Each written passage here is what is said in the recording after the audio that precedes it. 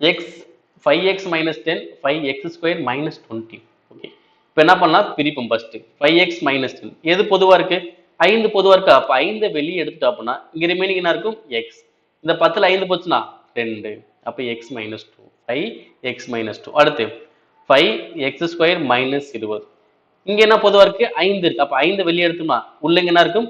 X square. அப்ப 20 5 அடிச்சாலும் வரும் மைனஸ் 4. ஓகே, இப்போ என்ன பண்ணலாம் பிரிக்கலாம். X square minus 4 X square minus 2 square எழுதலாமா? இதை பிரிச்சோம்னா 5 X plus 2 X minus 2 X plus 2 X minus 2.